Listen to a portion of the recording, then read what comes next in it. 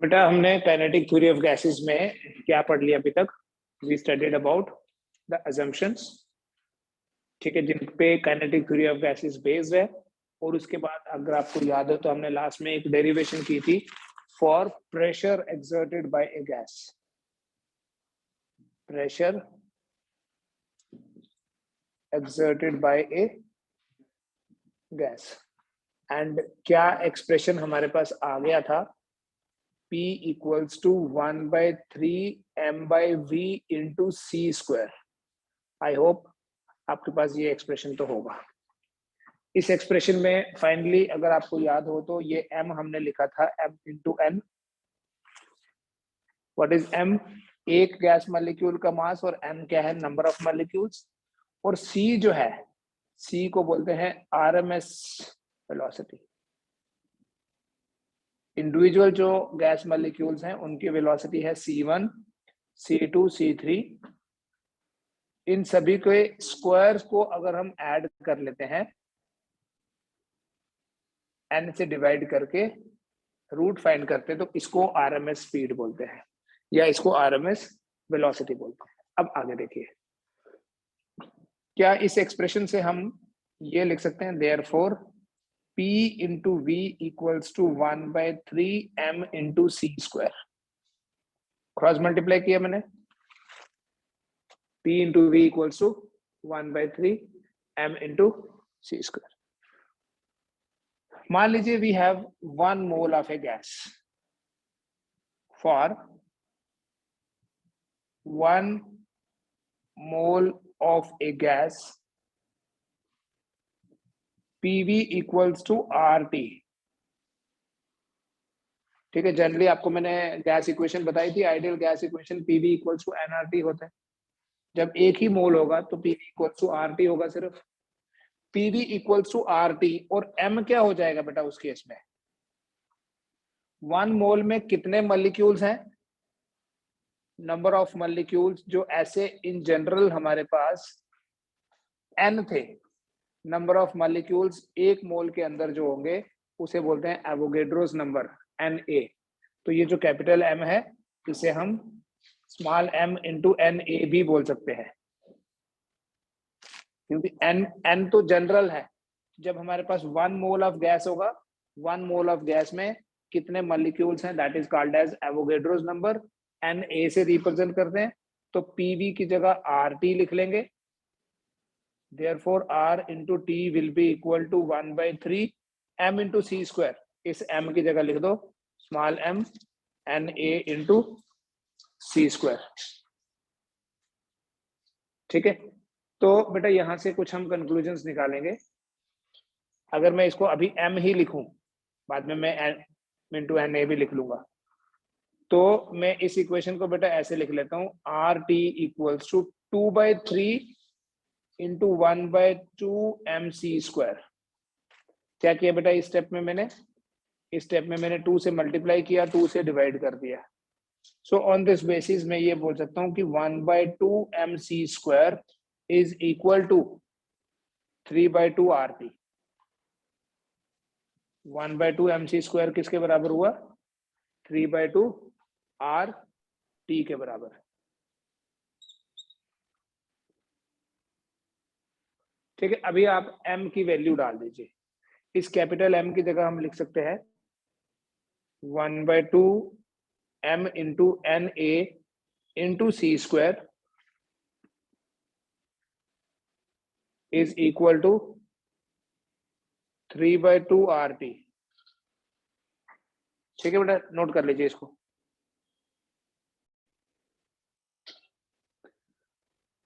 बेटा इस n को उधर शिफ्ट कर दीजिए।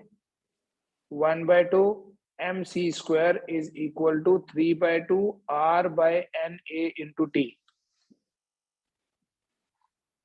1/2 mc square। एक चीज और देखिए यहाँ, ये भी आपको मैंने पहले बताया था, R by Na क्या होता है? Gas constant divided by Avogadro's number को K से रिप्रेजेंट करते हैं, and this K is called as Boltzmann constant. Gas constant का वैल्यू कितना है बेटा? R by Na is equal to K इसे बोलते हैं Boltzmann constant. In some books it is also written as KB.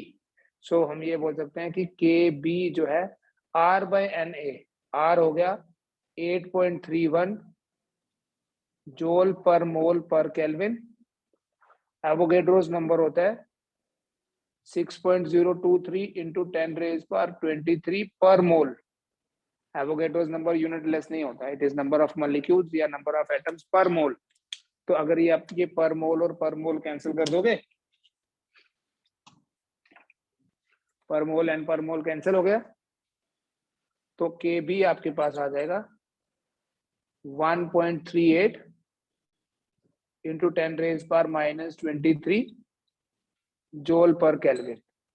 ये बोल्ट्जमैन कांस्टेंट की value है which is obtained by dividing Avogadro's number this gas constant with Avogadro's number. 1/2 mc² को बोलते हैं बेटा average kinetic energy. Average kinetic energy पर molecule, क्योंकि ये m किसका है, एक मॉलिक्यूल का मास है. It is equal to 3/2 KB into T. Average kinetic energy क्या हो गया बेटा,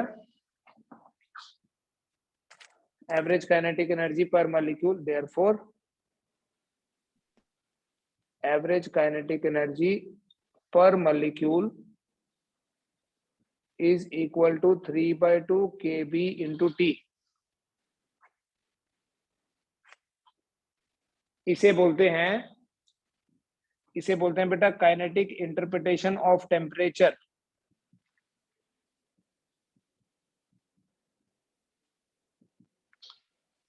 काइनेटिक इंटरप्रिटेशन ऑफ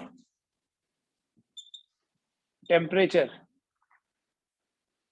तो इसका बेटा ये मतलब हुआ कि जो एवरेज काइनेटिक एनर्जी है, average kinetic energy of the gas molecules is directly proportional to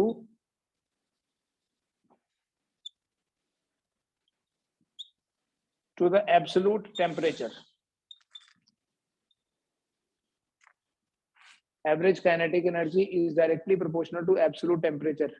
इसका क्या मतलब हुआ, with increase in temperature the average kinetic energy increases. So क्या conclusion निकालेंगे, therefore with increase in temperature, that is why इसको क्या बोला जाता है, kinetic interpretation of temperature. So we say with increase in temperature, therefore with increase in temperature the average kinetic energy of the molecules increases. Temperature बढ़ाने से average kinetic energy जो है वो बढ़ती है. बेटा मास तो कांस्टेंट ही है, तो यहां से आप ये एक्सप्रेशन भी बोल सकते हो कि C² जो है वो डायरेक्टली प्रोपोर्शनल टू T है, या C is directly proportional to root of T. तो जो रूट मीन स्क्वायर वेलोसिटी है, वेलोसिटी का स्क्वायर जो है वो टेम्परेचर के प्रोपोर्शनल है, तो C directly proportional to root T है. इसका ये मतलब है कि अगर हम टेम्परेचर बढ़ाएंगे तो RMS velocity increases. Therefore temperature बढ़ाने से C बढ़ता है, ये याद रखें. With increase in temperature the RMS velocity, the root mean square velocity of the molecules increases. और अगर हम बात करें एब्सोल्यूट जीरो की,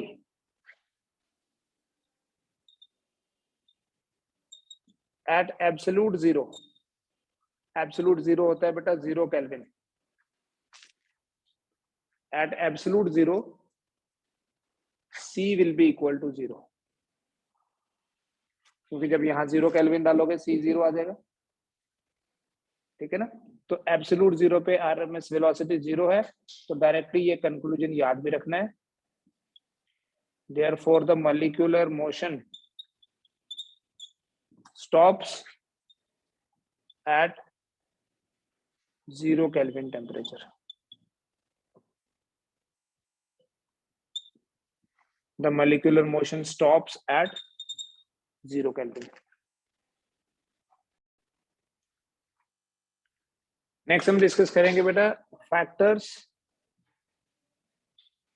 इंपॉर्टेंट डिस्कशन हो गई है. Factors affecting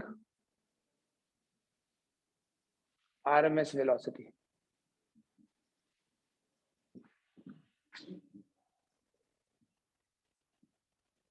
We'll discuss about the factors जो रूट मीन स्क्वायर वेलोसिटी को अफेक्ट करते हैं. किन फैक्टर्स का इफेक्ट होता है उसके लिए पहले बेटा एक बार क्लियर कट एक्सप्रेशन देखते हैं RMS वेलोसिटी का क्या है. The expression for pressure exerted by a gas is P equal to 1/3 m by v into c square. This is pressure exerted by a gas. यहां से c square देखो बेटा क्या बनता है. c square will be equal to 3pv by m. ठीक है. तो c क्या बन जाएगा क्योंकि हम c के फैक्टर्स देख रहे हैं. यहाँ c को हम लिख सकते हैं स्क्वायर रूट ऑफ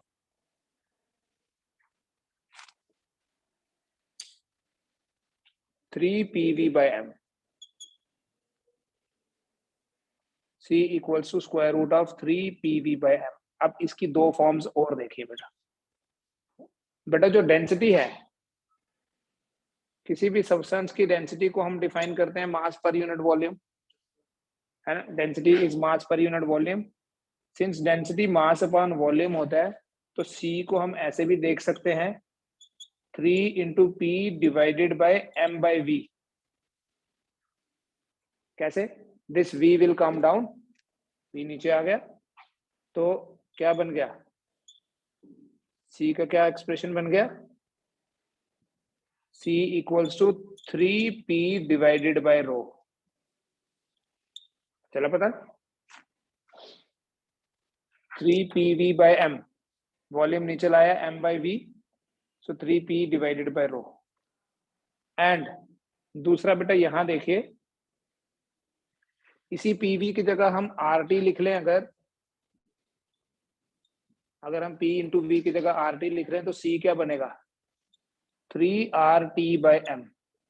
तो ये c के तीन एक्सप्रेशंस हैं जिनके बेसिस पे हम डिस्कस करेंगे various factors affecting the RMS speed RMS velocity. कुछ भी बोल सकते हैं, इंटरचेंजेबल है. So we represent it like this. C equals to square root of 3pv by m, or we write it as square root of 3p by rho. और तीसरा क्या expression है बेटा, it is equal to square root of 3RT by m. ये तीन expressions हैं pressure के, इसके RMS वेलोसिटी के. इन तीनों के बेसिस पे हम डिस्कस करेंगे वेरियस फैक्टर्स जो RMS वेलोसिटी को अफेक्ट करते हैं.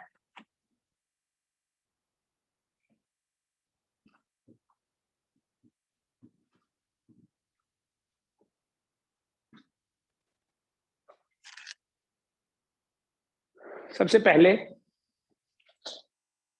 आज हम ये फैक्टर्स डिस्कस कर रहे हैं, इसके हम न्यूमेरिकल्स हल करते हैं. इफेक्ट ऑफ प्रेशर देखो, इफेक्ट ऑफ प्रेशर. बेटा एक्सप्रेशन देख के ऐसा लग रहा है, एक्सप्रेशन देख के ऐसा लग रहा है कि प्रेशर बढ़ेगा तो C बढ़ना चाहिए. लेकिन होता क्या है, जब हम टेम्परेचर को कांस्टेंट रखें, क्योंकि अभी हम क्या कर रहे हैं सिर्फ प्रेशर का इफेक्ट देख रहे हैं, तो हम बाकी चीजों को कांस्टेंट रखेंगे, सिर्फ प्रेशर को चेंज कर देंगे. तो सोचो अगर टेम्परेचर को कांस्टेंट रखा तो प्रेशर बढ़ा दिया तो वॉल्यूम कम हो जाएगा. बॉयल्स लॉ यही तो है. और अगर हमने प्रेशर कम किया तो वॉल्यूम बढ़ जाएगा. तो उससे क्या होगा, ये जो फैक्टर है P इंटू वी ये कांस्टेंट रहेगा, और जब ये फैक्टर कांस्टेंट रहेगा तो C सेम रहेगा। ठीक है, एट कांस्टेंट टेम्परेचर, ऐसे याद रखो, एट कांस्टेंट टेम्परेचर आइसोथर्मल में, at constant temperature P into V is constant. ठीक है, याद है क्यों? This is statement of Boyle's law. अगर P इंटू वी कॉन्स्टेंट है, ये चीज कॉन्स्टेंट है, तो इसका मतलब C भी कॉन्स्टेंट हो गया, राइट? प्रेशर बढ़ेगा तो ऑटोमेटिकली वॉल्यूम कम हो जाएगा, और प्रेशर कम हुआ तो वॉल्यूम बढ़ जाएगा। इस स्टेटमेंट का ये मतलब है। C कांस्टेंट होने का मतलब ये है, therefore RMS velocity does not change, RMS velocity does not change with change in pressure। जब हम प्रेशर को चेंज करते हैं तो RMS velocity चेंज नहीं होती if temperature is kept constant।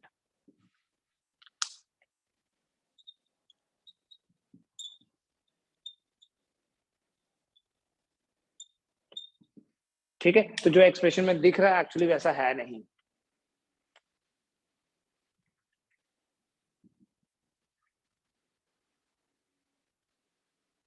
दूसरा बेटा, इफेक्ट ऑफ डेंसिटी देखो।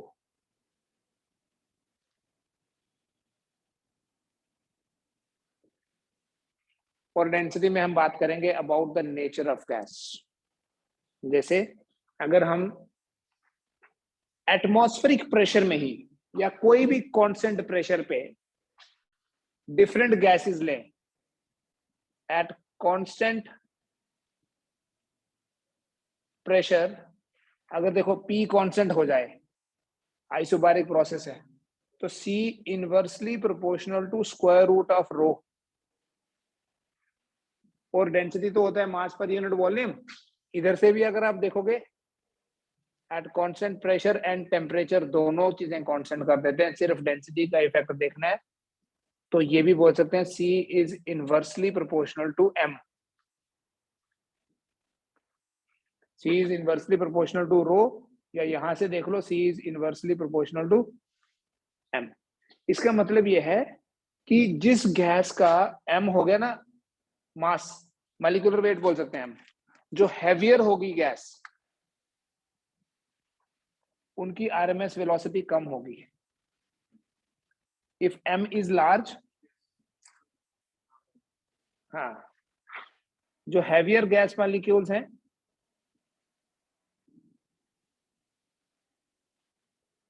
have lesser RMS speed, RMS velocity, and the lighter gas molecules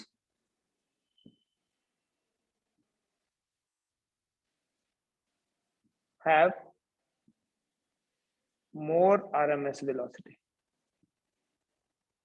जितना हैवियर होंगे उतना RMS velocity कम, और जितना लाइटर होंगे RMS velocity उतनी ज्यादा।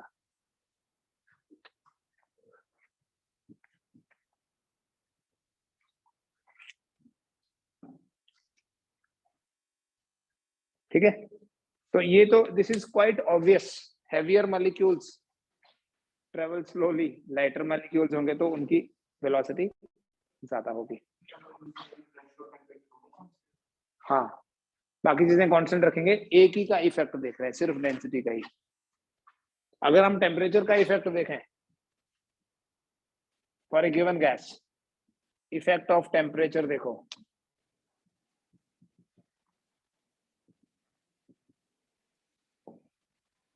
we can say C is directly proportional to root T। ये वही है जो हमने पहले भी डिस्कस किया। with increase in temperature, therefore with increase in temperature the RMS velocity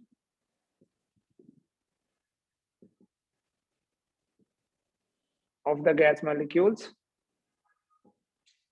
increases।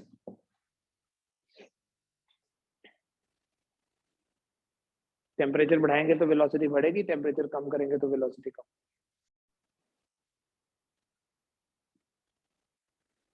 ठीक है, जैसे क्वेश्चन देखो,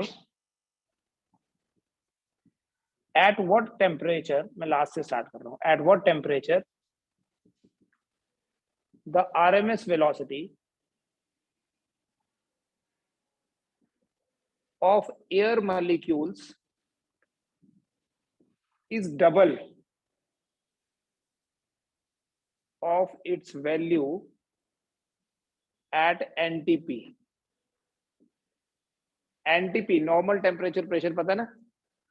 NTP पे एयर मॉलिक्यूल्स की जितनी वेलोसिटी है उससे डबल किस टेम्परेचर पे होगी? NTP मतलब टेम्परेचर कितना? 273 केल्विन। क्वेश्चन का ये भी मतलब है कि 273 केल्विन पे जितनी मॉलिक्यूल्स की वेलोसिटी है उससे डबल किस टेम्परेचर पे होगी। ठीक है, अगर प्रेशर की बात करी होती तो NTP means 1 atmospheric pressure, but यहाँ टेम्परेचर की ही बात है। 273 केल्विन पे जितनी वेलोसिटी है उससे डबल किस टेम्परेचर पे होगी। देखो जो c है वो डायरेक्टली प्रोपोर्शनल है रूट t के। तो अगर अभी मान लीजिए स्पीड c है, c किसके प्रोपोर्शनल है? Root of 273। किस टेम्परेचर पे डबल हो जाएगी? हाफ हो जाएगी, 4 टाइम्स हो जाएगी। तो अगर डबल हो जाती तो 2c किसके प्रोपोर्शनल होगी? रूट ऑफ t डैश पता करना है। तो यहां से हम ये बोल सकते हैं, अगर आप डिवाइड करो 2c divided by c is equal to, proportionality equality में कन्वर्ट हो जाती है, root of t dash divided by 273। c and c will be out. 2 equals to square root of t dash by 273। t dash कैसे पता करेंगे? Squaring both sides, दोनों sides को squaring करेंगे तो बोलेंगे 4 equals to t dash by 273। तो बेटा t डैश कितना आ गया? 4 into 273, that is 1092 kelvin. 4 times, square root है ना इसलिए। अगर ये रूट नहीं होता फिर तो वो भी डबल होता। ठीक है, तो रूट है इसलिए 4 टाइम्स। तो 273 को 4 से मल्टीप्लाई करो, करके देखो, इट इज 1092 केल्विन। मान लो आपके पास जो ऑप्शंस हैं वो केल्विन में नहीं है, डिग्री सेल्सियस में है, तो आप उसको 1092 डिग्री सेल्सियस नहीं बोलना, -273 डिग्री सेल्सियस। ठीक है, ये करके देख लीजिए कितना आएगा, शायद इतना, करके देखो।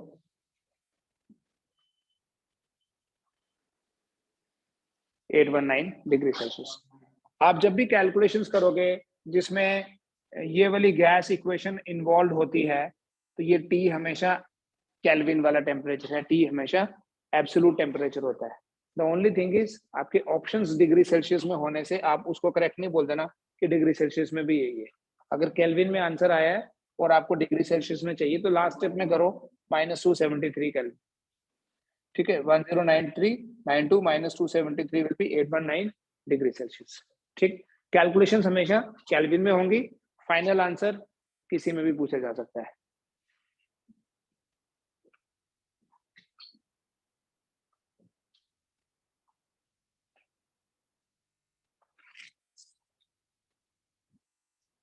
उसके बाद देखिए बेटा, अगर हम बात करें, एक और क्वेश्चन देखते हैं, calculate the ratio of RMS velocities of H2 molecules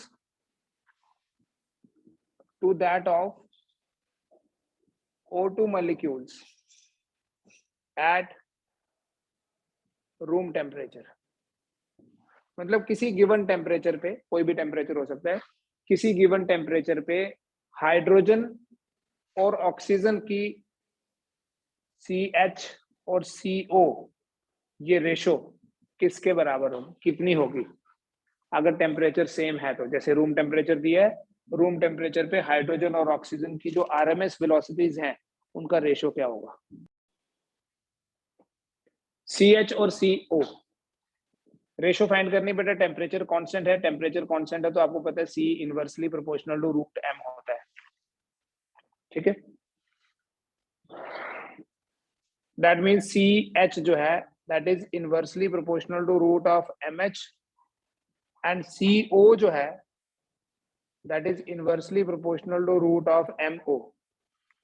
therefore hydrogen to oxygen करनी है ना, CH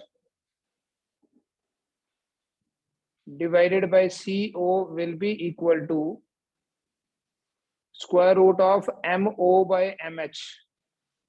मॉलिक्यूलर वेट बेटा जो ऑक्सीजन है, आपको पता है ऑक्सीजन डाइटोमिक O2 है, तो ऑक्सीजन का मॉलिक्यूलर वेट होता है 32 ग्राम पर मोल, और हाइड्रोजन का है 2 ग्राम पर मोल। अच्छा ग्राम पर मोल तो छोड़ो, it is actually 32 by 2 that is 16 root 16। so CH divided by CO will be 4 which means CH is equal to 4 times CO, ठीक है। एंड यहां से ही आपको एक चीज और कंफर्म हो गई कि जितनी लाइटर गैस होगी उसकी वेलोसिटी उतनी ज्यादा। तो अगर हम हाइड्रोजन और ऑक्सीजन को कंपेयर करें तो बोलेंगे सेम टेम्परेचर पे हाइड्रोजन की जितनी वेलोसिटी है, सॉरी ऑक्सीजन की जितनी वेलोसिटी है हाइड्रोजन की उससे 4 गुना ज्यादा है। ऑक्सीजन की वेलोसिटी मान लो 1 मीटर पर सेकेंड है, तो हाइड्रोजन की कितनी आएगी 4 मीटर पर सेकेंड, क्योंकि hydrogen molecules are lighter so they have more velocity. तो अगर टेम्परेचर को सेम रखा जाए, अदरवाइज मैं कुछ क्वेश्चंस और भी बताऊंगा जिसमें टेम्परेचर भी चेंज करना पड़ सकता है। तो अगर टेम्परेचर को चेंज नहीं करें या टेम्परेचर कांस्टेंट हो, मान लीजिए एक कंटेनर में हाइड्रोजन है और एक कंटेनर में ऑक्सीजन है, दोनों कंटेनर्स का टेम्परेचर सेम है, तो जो हाइड्रोजन के मॉलिक्यूल्स होंगे उनकी वेलोसिटी ऑक्सीजन के मॉलिक्यूल से 4 गुना ज्यादा होगी, ठीक है। आज इतना रखो, मैं अभी ऐसे ही कुछ और क्वेश्चंस आपके साथ शेयर करता हूँ, उनको ट्राई करो आप, कल वो डिस्कस करेंगे हम।